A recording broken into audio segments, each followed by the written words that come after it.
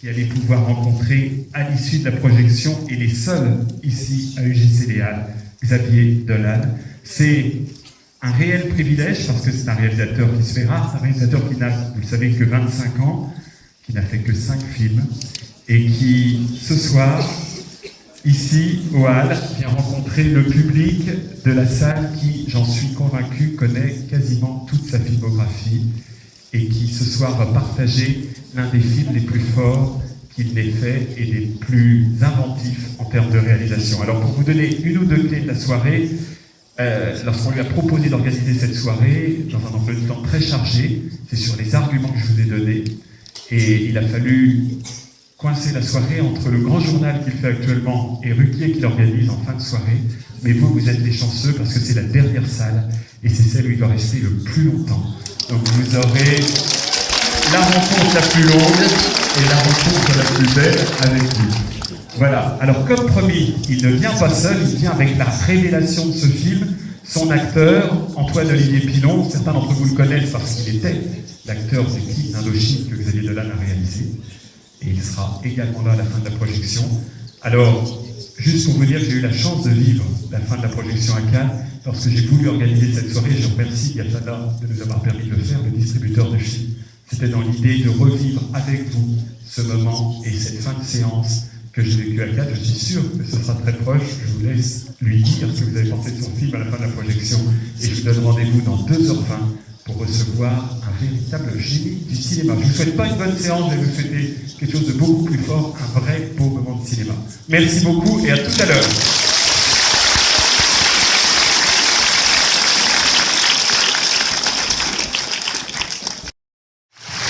Alors comme promis, on va accueillir ensemble celui que vous avez découvert dans le rôle de Steve. Merci d'accueillir Antoine-Olivier Pilon.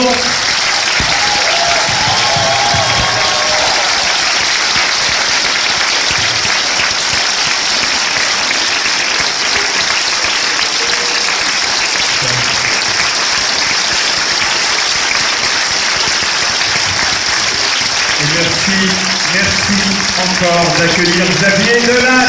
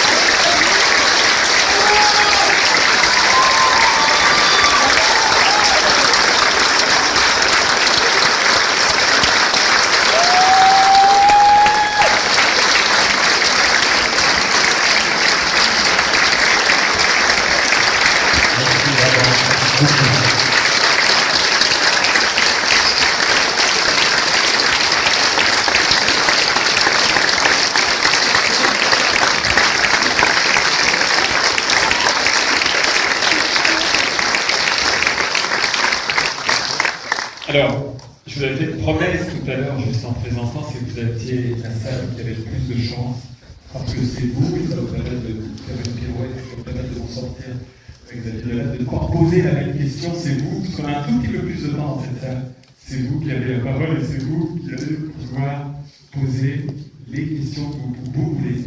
Donc si quelqu'un veut poser la question, c'est le moment de le faire.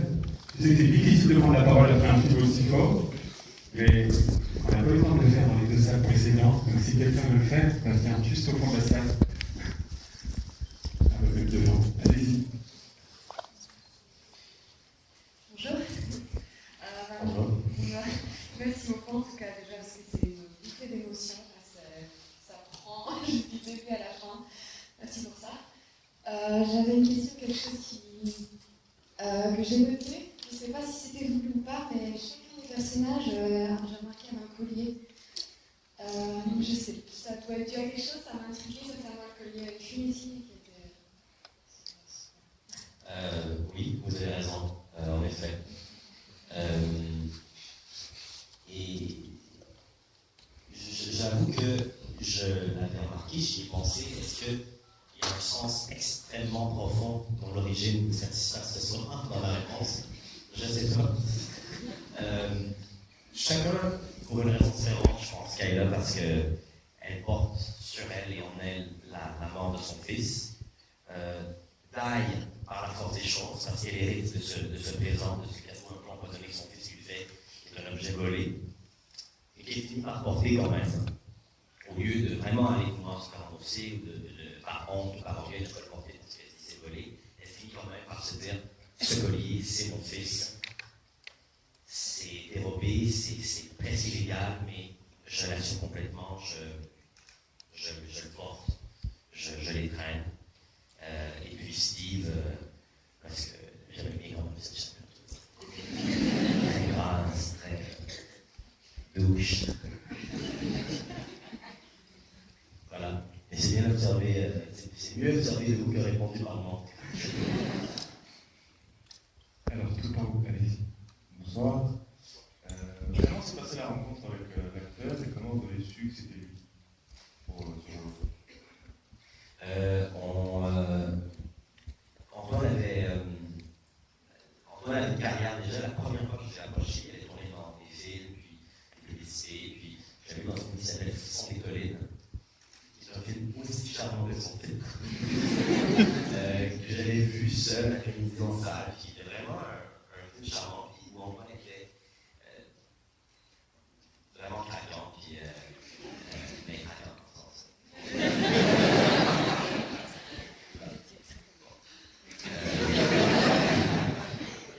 Et après, à l'époque de Laurence Anyways, il y avait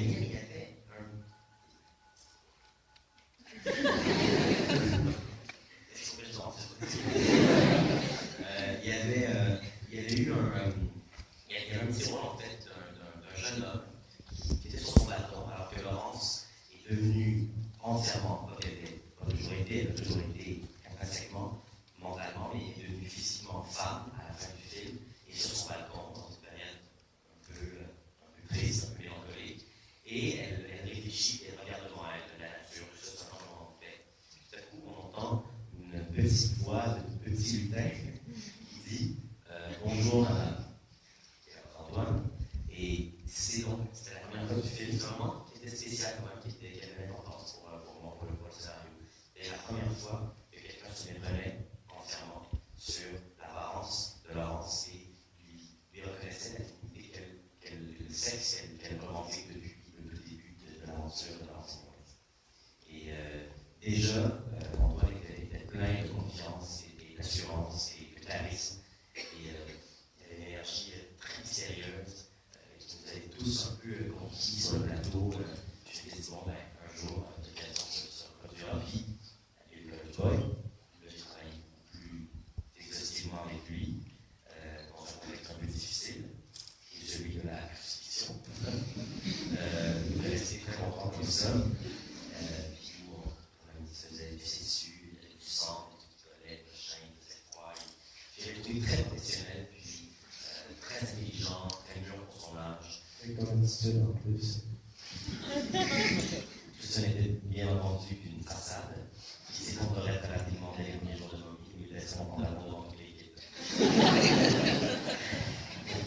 J'étais partie surélevée du terrain. Donc, les gens, les gens sachent, ils ont dans moi. Et devant moi, et ils ont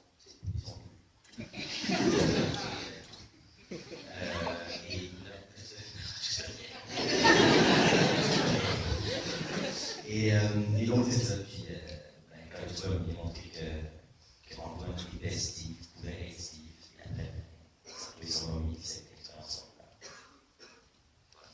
On pourrait laisser la parole juste à Antoine. Et vous, la rencontre avec La rencontre avec Xavier. Je lui ai baisé le pantalon et je tombe dans la rencontre avec lui. Je suis vraiment avec ses fesses. On est là-dessus, So young. J'ai travaillé avec après avoir Xavier sur Rancinois, c'est comme vous avez dit, on n'a pas eu la chance de se connaître un peu plus. C'est une courte période de la journée. Mais il m'avait vraiment impressionné avec son humour. Il se promenait dans le couloir, il faisait des critiques. Il se promenait avec dans le couloir, je trouvais ça très drôle, malgré ses 23 ans à ce moment-là. Et puis, quand je trouve ça très cool, on fait partie de l'audition des Capitaines Green, on a simplement appelé les bénévoles. Ensuite, ils m'ont recontacté quelques mois, je crois, pour le vidéoclip de Climate Joy, où est-ce qu'on a appris à se connaître, c'est 4 grosses journées quand même assez intenses. Et puis, j'avais fait part de mon plaisir à Xavier d'incarner un personnage avec un peu plus de. Donc, un personnage qui ne faisait tout simplement pas intimider ou crucifier, ou un personnage avec un peu plus d'hyperactivité, quelque chose de plus. Un personnage assez fou quand même. Un personnage dans lequel je pourrais mettre mon hyperactivité à moi, que je suis capable de contrôler sur énormément beaucoup de médication. Mais bon, c'est comme ça qu'on commence à faire ensemble sur moi. Alors, qui? Je crois que c'est tout en. Allez-y. Bonsoir, moi je voulais juste savoir pourquoi ce moment-là. Il arrive. Vous êtes où? Alors, pourquoi donc le format Qatari, c'est ça? Pour une raison vraiment très simple, beaucoup plus simple que les raisons qu'on intellectualise depuis le temps, en fait, juste pour être très près des personnages, près du cœur, près de leurs yeux, forcer des coups sur le coude, des distractions à gauche et à droite, de voir les autres du cœur, puis forcer, en quelque sorte, le spectateur à développer l'habitude pendant tout le film de regarder le personnage dans les yeux, puis de développer un lien plus fort avec le personnage, avec son histoire. Peut-être naïf, mais c'était tout ce qu'il y avait à la base de cette motivation à la base de cette idée. Ça, et bien sûr, parce que c'est un moment qui dure quelques secondes, mais dans ces quelques secondes-là, moi, je pourrais aller loin.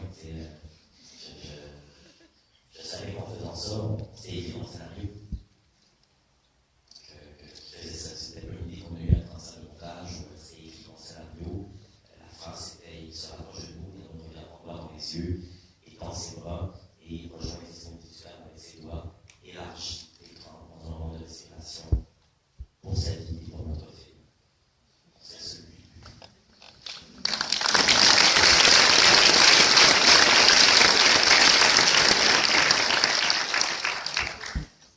Bonsoir, bravo et merci pour ce film très émouvant, très beau. Merci. J'avais une question en fait, plus concernant la fin du film, au moment où la mère décide de mettre Steve dans l'institution. En fait, ça m'a beaucoup surpris parce que c'est un moment où ça avait l'air d'aller mieux, où il y avait beaucoup de travail de fait, notamment avec la civile, et où les choses allaient mieux. J'aurais compris cette réaction de la mère au début du film, mais je comprends beaucoup moins cette période-là. Donc c'était pour avoir quelques informations là-dessus. Et puis quand la mère imagine Steve plus vieux, on a l'impression que c'est vous. Enfin, que c'est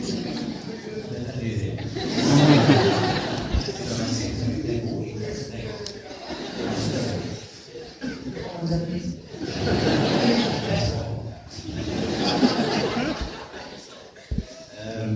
Je vais répondre à vos questions. J'ai répondu à la deuxième. Mais on va en eh bien, c'est un point de vue qui est bon, celui qui fait que tout semble aller mieux, mais c'est pas nécessairement le cas parce que c'est vrai comme s'il y a beaucoup de progrès qui a été fait pour une période de temps éphémère, qui est celle justement du montage Mangolo, où là, il commence à faire ses images, puis se retrouve embauché enfin, puis de retour sur le marché du travail, puis que Steve fait vraiment des progrès avec Kayla dans ses études, tout ça. On sent vraiment quelque chose qui les unit, mais à ce moment-là, précisément, surgit la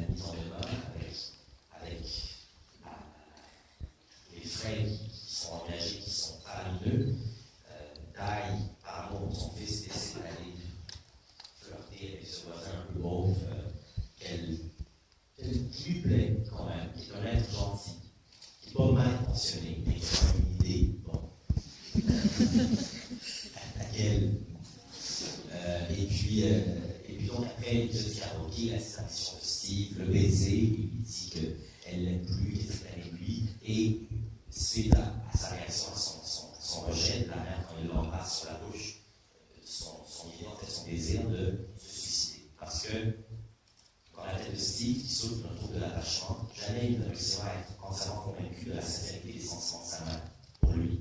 Et jamais il ne réussira à être convaincu, c'est les attributs de cette déviation-là, de ce trouble-là.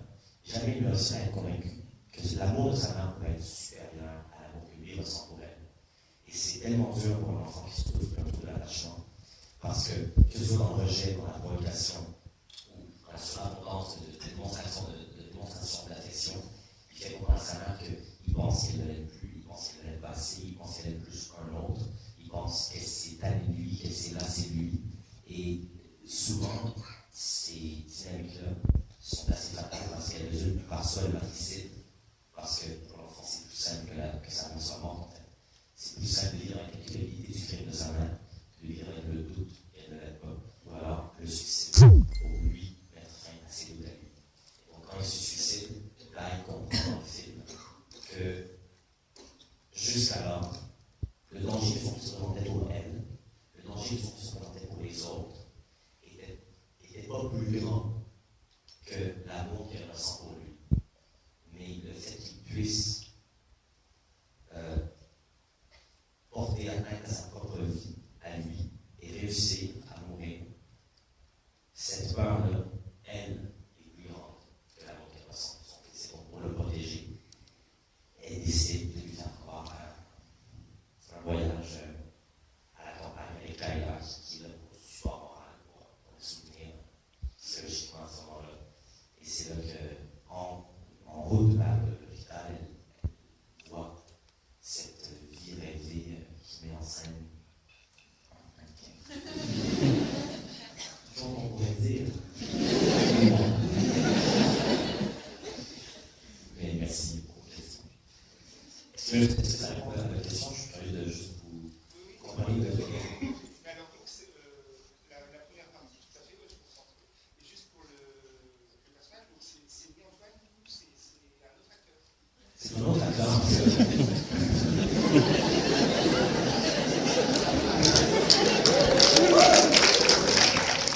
Non, je suis content que le doute persiste.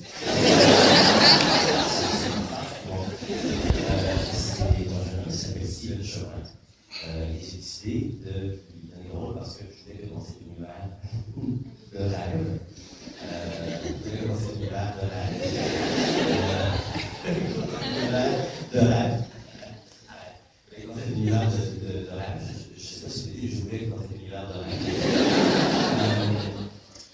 rien ne soit extrêmement réel, rien ne soit. C'est normal, je pense, qu'on s'imagine des gens plus vieux de voir des visages flous, un peu vagues, un peu absents, qui n'appartiennent pas nécessairement à la réalité. De toute manière, il fallait qu'il soit plus vieux, puis il n'était pas. Merci. C'est Est-ce que ça répond cette fois-ci? Merci beaucoup. Merci Xavier. Merci.